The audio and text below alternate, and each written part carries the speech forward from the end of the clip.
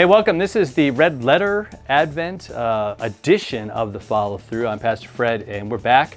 Again, grab your books, read these. I'm going to push you each day to read this, right? I'm not going to read this to you. I'm going to let you read it, have discussions. What I want in our comments section here, though, let's talk about what are you reading? We'll talk about some of the things that you're experiencing. There's a lot of questions that get asked in this book. I want you to let's get after those. Let's have a good discussion in the comments section, right? So we're in day two. We're looking at hope. The passage today is Luke 2, verse 18.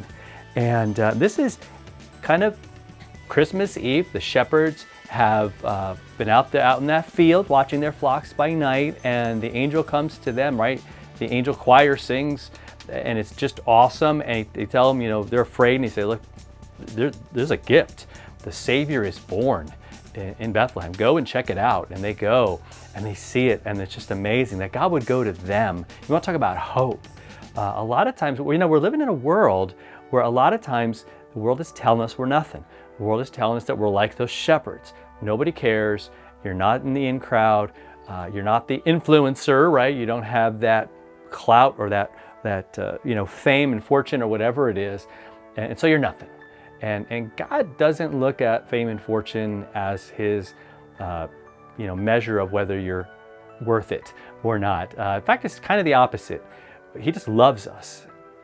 And how awesome is that? What kind of hope does that bring you? I want you to just think about that today, the hope that we have, because I want us to hear the news of the shepherds. Like they were told that this would happen, and they went and they saw it, and then they didn't keep quiet. I don't want us to keep quiet during Advent. We're in this time of the year where people are saying happy holidays or Merry Christmas. Let's not fight about what to say, but let's just say what we believe and talk about this hope that we have.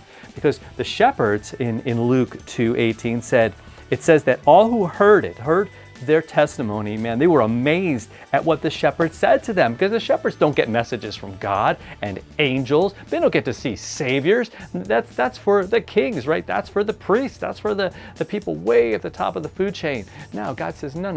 I go to the lost. I go to the hurting. I go to the ones that are alone, and that's our hope. The same hope that shepherds, man, they didn't even know it was going to happen, and bam, there it was. And maybe that's you. Maybe you're just struggling and you're trying to get there. I want you to know God hears you, God sees you, God knows that what you're feeling, He knows what's going on in your life, and He sent Jesus this gift on Christmas, this gift of hope. That means you're going to be good and better than good. You are in His hands forever, eternally, because Jesus bled for you. He died for you. He gave His life for you. That's the gift of Christmas. So let's think about that hope all week long as we are buying our presents and decorating and doing all that, just to know that God is with us and that He doesn't want us to stay quiet, because we have something to say. We have a story to tell about how God saved us in Jesus. All right? Have a great rest of your day. Get to reading. If you haven't read day 2, get after it. And let's have some conversations in the comments. All right? We'll talk to you next time for another follow-through.